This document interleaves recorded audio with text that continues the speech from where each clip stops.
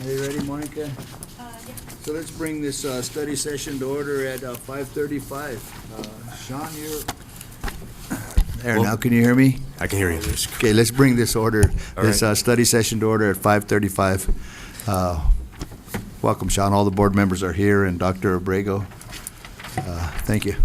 All right. Good evening, Board of Education. Thank you for meeting with us tonight.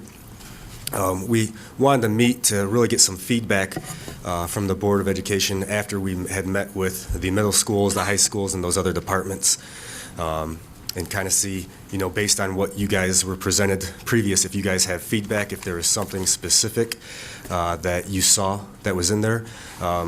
Did want to mention that through conversations and those communications at the high school, there were 3 positions that they had wants or needs for, and because of either grant funding or shifting other positions around, we were able to fill all of their wants and needs.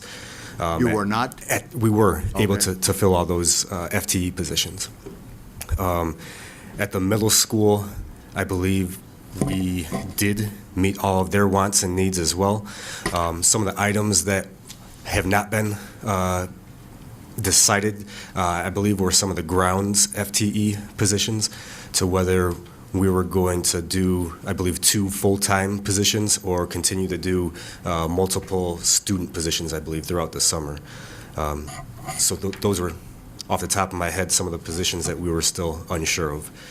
So if you had any feedback, I guess before we get into that, I did want to let everybody know that meeting with the union this afternoon, we did come to a tentative 2-year agreement, and over the next two weeks or so, we would be like to have voter approval from the board and from the union at some point. So there will be a joint acknowledgement of that at some point tonight as well. So question for you. Is this the first time that you know of that our district has had a 2-year agreement with the CTA? As far as I know, I believe so. There used to be 3. There used to be 3, No. and then they went to 1. Classified as.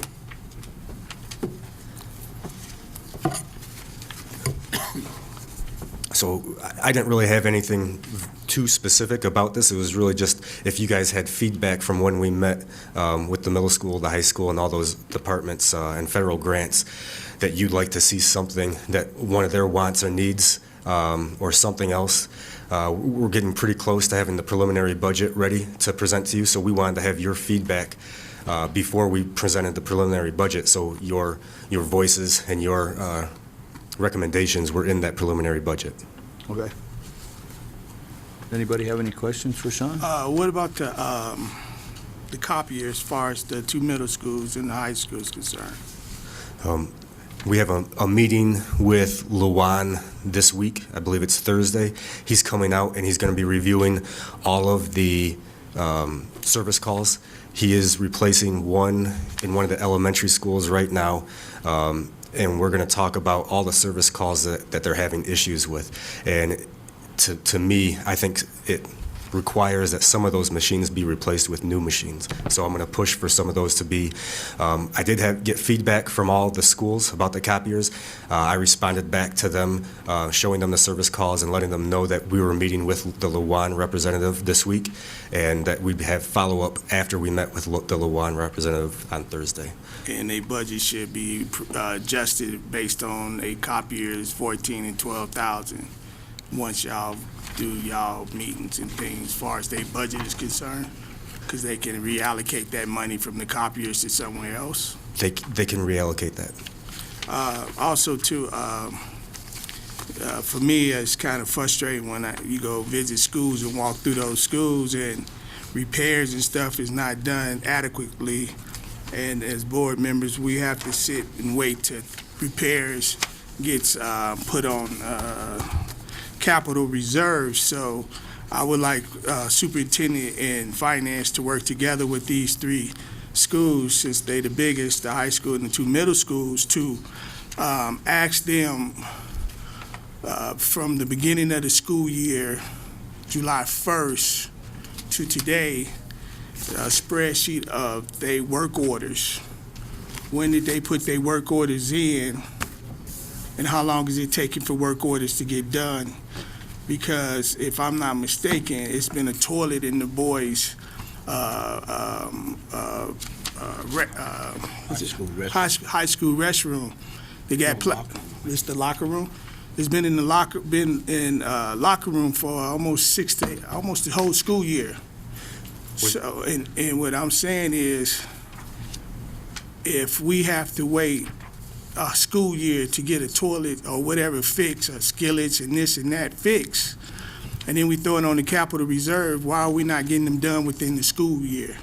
So my question is, I'd like for you to provide the Board of Education with just those 3 schools, a month-to-month work orders of what they submitted, how long it took to get done, and why is it taking so long to get done? Because that's unacceptable for us. Was that from July 1? July 1, 2017 to today, May 8th. Because I remember Rose Hill. I went to Rose Hill in August the 27th, 28th, when we was talking about recess, and they was giving paper plates, and they said 30,000. Now, if I visit and ask about how come this skillet ain't fixed, and it's the whole year through August, and we paying 30,000 to get it done, my question to you, Superintendent, can you check for the Board of Education, how much money did it cost for those paper plates for the whole school year to pay for Rose Hill for not getting that dishwasher repaired back in August when I asked about it, 26.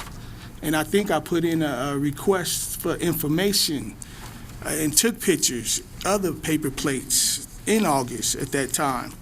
So I'd like to know if it take 30,000 to get it fixed, how much was the paper plate spent from July 1st to today, May 8th, on all those paper plates and whatnot to get done?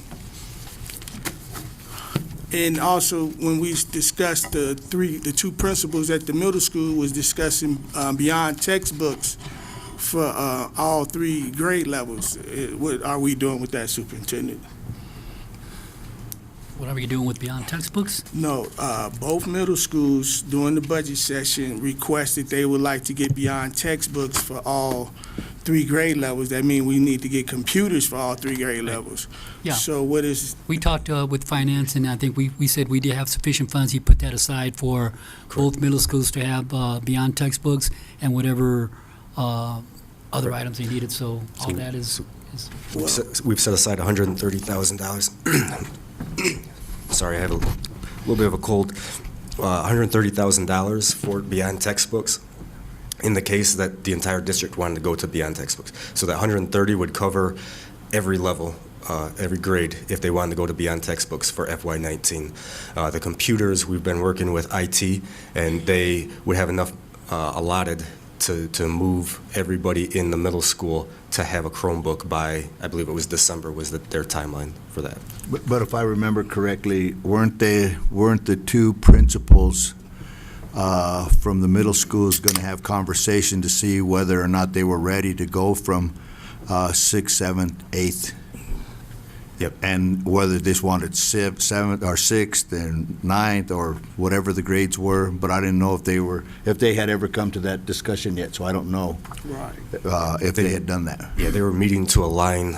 We have not heard back from them yet, but preliminary right now, we do have that set aside for beyond textbooks, and the Chromebooks would be available for them if they so chose to implement that. Can we get an answer on that, Superintendent? I mean, because if you're going to set money to the side, that money can be delegated somewhere else. We need to get a firm number, a yes or no from them. Are they going to do beyond textbooks, or what grade are they going to do? Because if I'm not mistaken, we just said 6th grade. Yeah. No, I believe both of those principals met. Once again, Adams City Middle School took the lead, and they were already going to do it 6, 7, 8, and we were going to do it at 6th grade, and we also want to do it at 8th grade at the middle school Kearney because to prepare our kids, but from, I'll make sure I'm giving you the correct information. From the last heard, when I talked to Mr. Martin, the principal, they had spoken, and they were both going to go with Beyond Textbooks, 6 through 12, 6, 7, 8, and again, Sean had made sure that we had the funds aside to make that possible. Can we get that in writing? We like to, for the Board of Education, get something in writing that they are both on the same page, and they both supposed to been doing, if I'm not mistaken, a curriculum together. Right. Right. So we need to know, are they started that? Are they working on it? Who's helping them? And how is that going? Because I'll reach out to both principals, and we'll get back to Monica.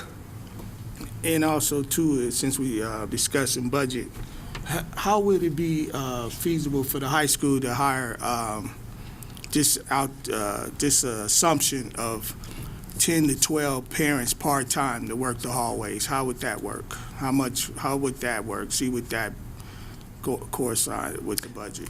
That money was through grants. I think it was it title money? Are you saying parents? The paras. Parents? Part-time parents working the hallways, part-time of us bringing in paras in the high school too. Paras. Paras. Yeah, that's Yeah. through the grants. I think it was either through ELPA or Title I. I think the grants have additional paras for the elementary schools, but I don't think anything's been put in there for Correct. the high school. Parents. It's parents. Parents, not Parents. parents. Parents to control the hallways at the high school. Paras to work in the classrooms with the teachers. So if we estimate 10 to 12 parents part-time, 6 in the morning, 6 in the afternoon, to control the hallways for the district. Paras to work in the classrooms. I'm not sure how many, and that has to come from the high school, but I'm trying to, how would that work? How can we, We would have to, see where those parents would come in at, like what salary schedule, where would they come in at, and get an estimate as to what they would cost. Paras, we would know per their contract where they would come in at. But we can get those numbers together and see how that would affect the budget to see if we have the money available to implement that. But Mr. Thomas, I believe that if we have the advisory council like we're planning on having, and we can certainly make that recommendation to that advisory council, and they can decide whether or not that really might be what they need. Maybe they need something different. okay. I think we should, first of all, my opinion, we should decide whether or not we're going to have that for sure, and start figuring out who's going to be on it, and then let them do some work and tell them, here's what we'd like to see as the Okay. Board of Education, and let them work with it, and then maybe they can come up with a way where it wouldn't be very much cost to the district if the parents were even willing to come in and maybe volunteer. I mean, I don't know what, that's something that would have to be discussed, and we'd have to check board policy to make sure that could even happen, to make sure that we get everything aligned rather than, at least in my opinion, rather than have Sean start jumping through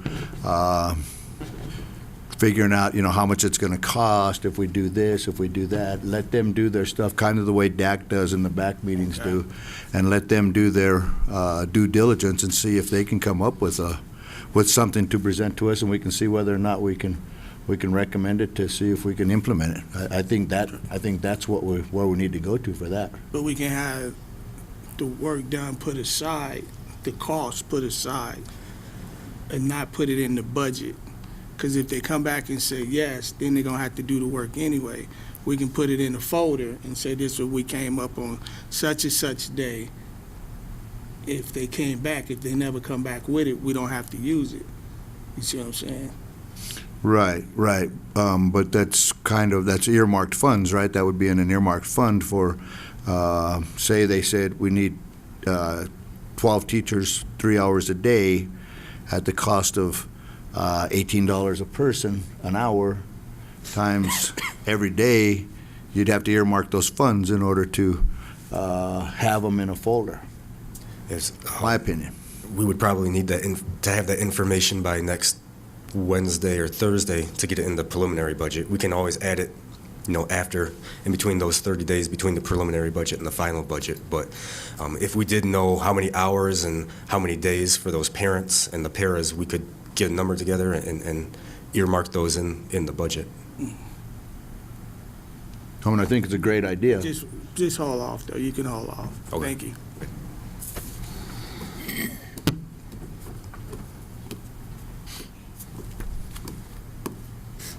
So,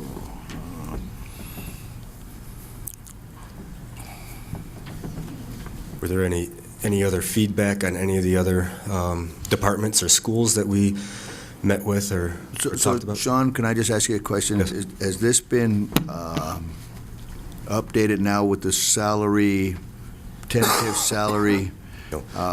So it was probably at about 3:15 when we finalized things this afternoon, Okay. or came to a conclusion.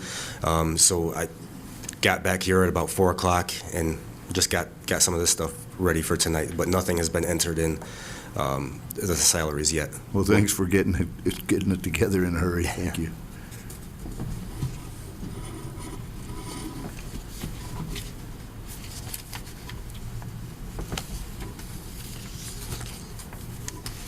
I just had one quick question, Sean. I mean, I know that we're trying to get a finance update. I just want to make sure that we're still on schedule for everything, pretty much like we did last year, where we're going to do our budget. We've got our timeline, we've got dates that we have to adhere to. Yep. I know you've got the 30 days in between. We're still okay with your timeline on everything that we're doing to get the final budget approval by the end of June? We are. So May 22nd, we'll be presenting the preliminary budget to the board. That gives us 34 days until the June 26th final budget to be approved by the board. And we will have an open, I believe it's June 12th, is for the community to have Q&A on that budget to come and sit down. So that meets all of our requirements. We have to have everything done by June 30th. It'll give us 4 days to send everything off to the state and finalize the budget. So a question for you, Sean. All of the other schools have presented their budgets to you, so was there any big ticket items in there that we should probably know about? Is there? Dr. Abrego met with Lester Arnold, and they had a request to shift some positions around, which we shifted around. They were requesting one extra FTE, but based on the numbers, in our eyes and mind, it didn't qualify for an extra FTE.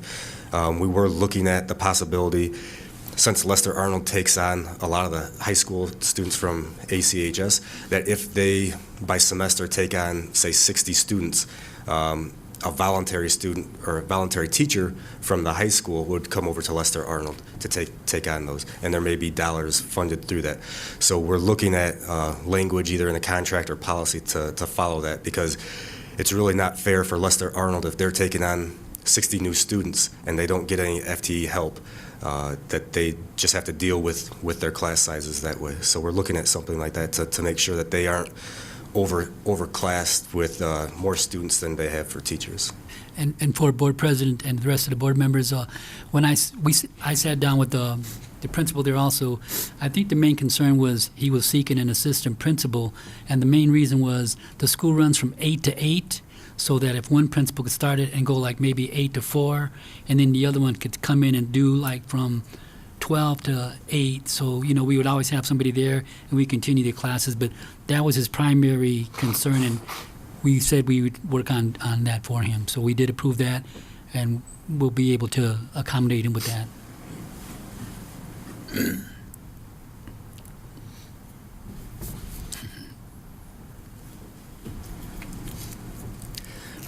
So I believe really the only thing left out there was for grounds. If we would like to add 2 full-time positions or continue what we've been doing in the past by hiring on student workers. It was recommended that we would try to look at 2 FTE full-time employee grounds members. So that was the recommendation, and I don't think we have, I think we're looking for the feedback from the board as to what you would like us to move forward with there. We were still looking to utilize the student workers for custodial inside the building over the summer, a little bit more over than what we would look for the grounds. And if we had somebody full-time for grounds, they had, take more ownership, I think is what the Scott was requesting. I noticed it's posted on the district job. What else have we done for the students for those type of positions? Do they even know those positions is posted?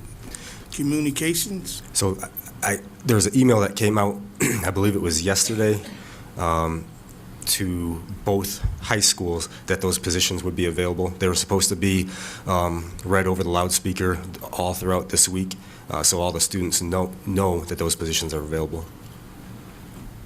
So we sitting here on the dais doesn't know if that happened, that it was read over the loudspeaker. Right. I can check with the high school principals to see that was sent out over the loudspeaker, and there were some flyers that went out with them. So we can double check with both high schools to make sure that was relayed back onto the students, that those positions were available. And Superintendent, can you forward the Board of Education that email, also that flyer that went out too, please?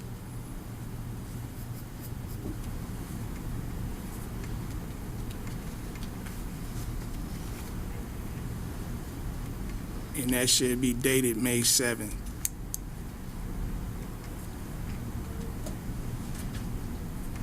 We'll get that. Thank you.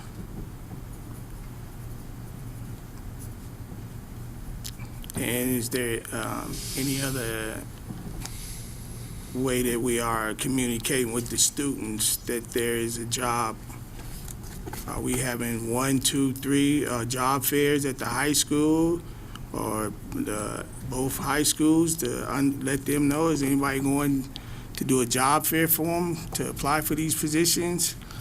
Because if I'm not mistaken, I believe it's, I think I seen 30 for grounds and 2 or 3 for technology, if I'm mistaken. It was 2 separate job postings. It's on the district website. So are we doing job fairs for the students at the at the high schools? And if so, can y'all provide the Board of Education a date so we can be present when this goes?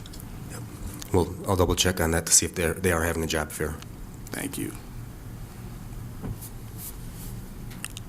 And are we running it on Channel 8, Ms. Jasmine?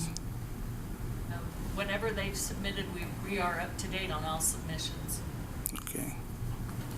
Thank you.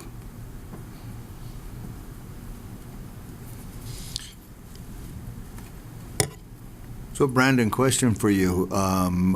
2 students for technology, that's going to be enough for the summer? I know you've got a lot of computers coming in. Yeah, I believe it is. Okay. Getting pretty close. We've got, I think the 1,140 Chromebooks just shipped. We should be actually, should be getting pretty close to getting those done right around time school gets out, getting everything ready. I think 2, we can keep them pretty busy. So, yeah. For just 2? Would Yeah, you I like more? I don't think we'd really, I'd love having them, I'd like to get some kids involved, but at the same time, I don't want to be another place they just come and hang out and don't Yeah. really accomplish much, so I think a couple really gives us some good work to get done. Thank you. Yep. There was one other item that we wanted to mention and get your feedback on. It was Kelly Services, which is a sub-service, and Eddie has a lot of the information. That conversation started before I was here, so Eddie has a lot more information on that. So it would be a sub-service.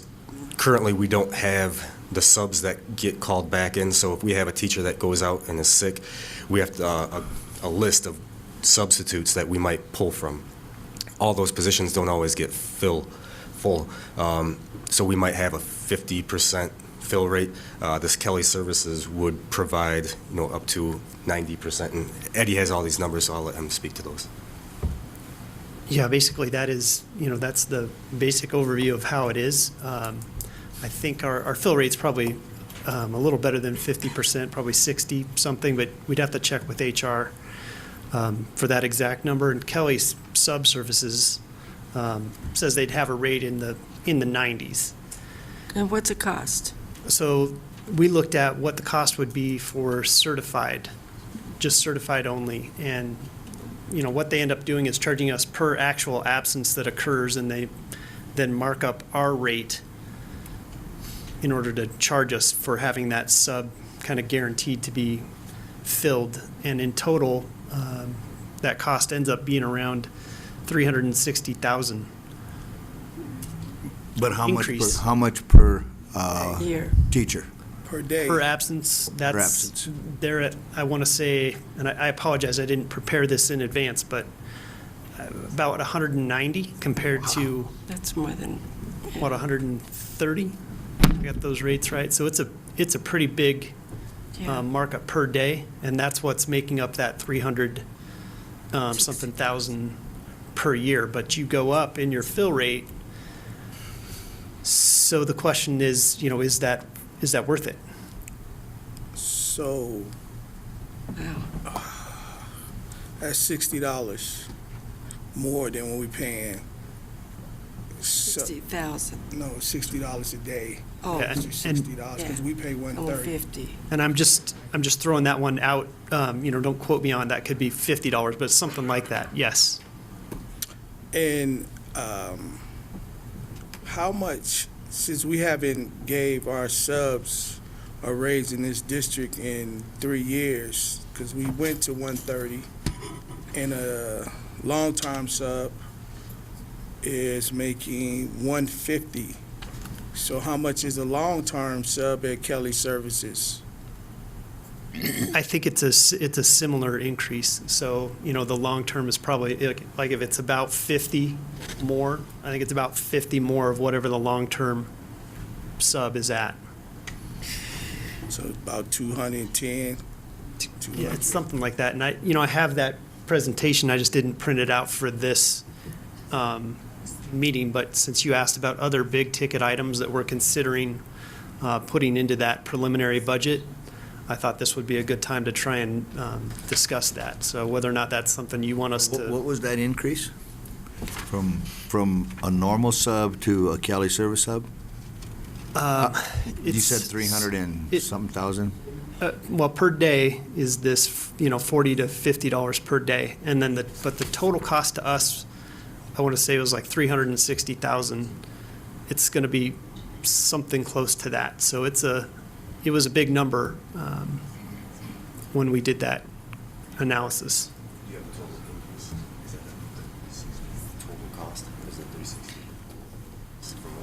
And Board President, may I make a comment? That's the total increase. So the total cost is, we're already paying somewhere around, 650,000.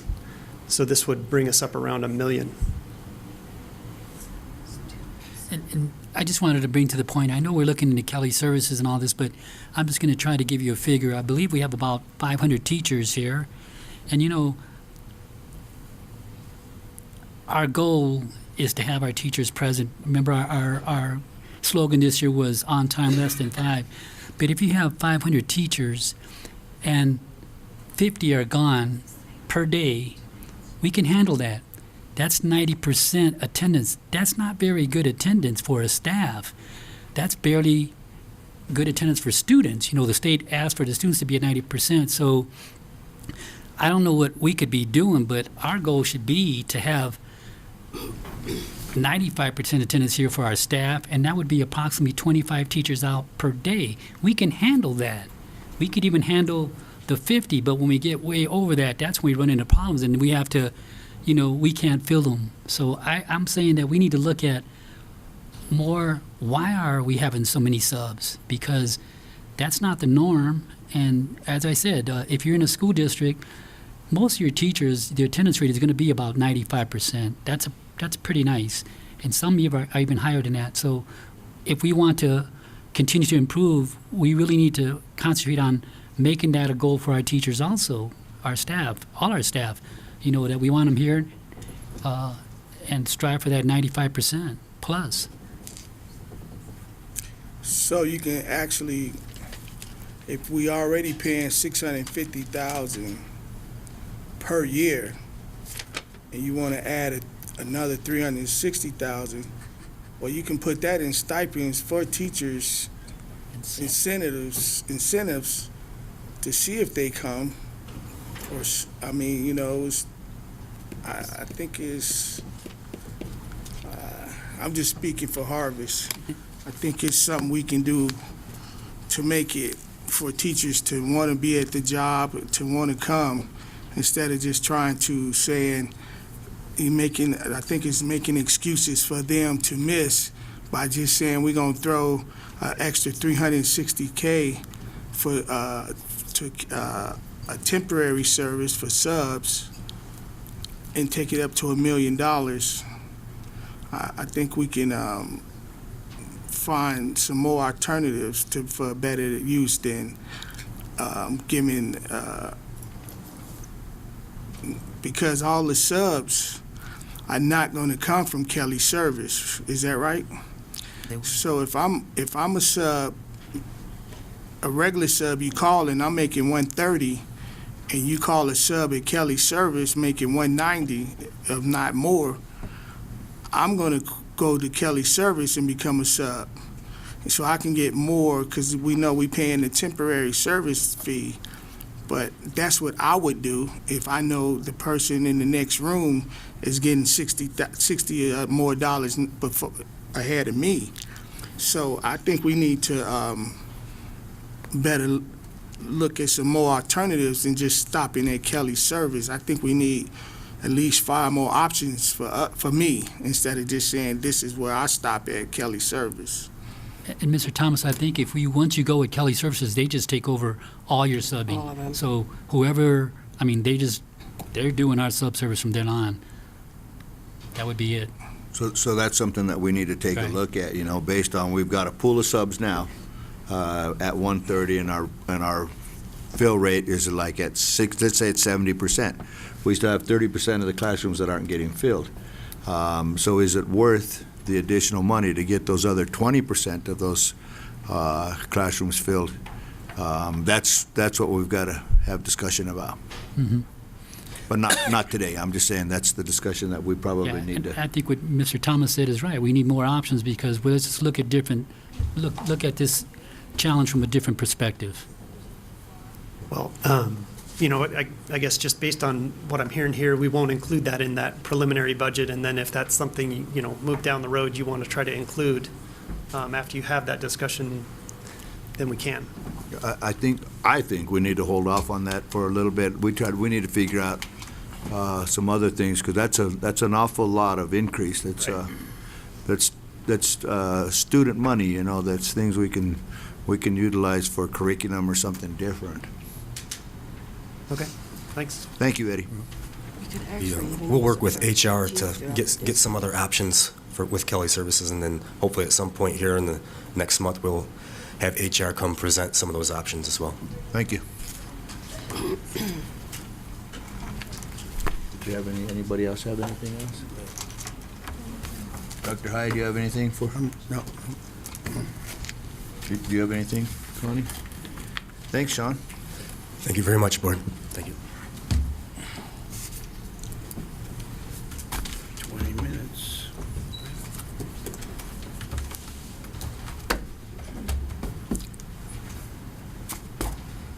And just so you know, I do appreciate you bringing this information to us, because it's getting crunch time, and we've been getting it almost every board meeting, so I do appreciate that very much. Thank you both.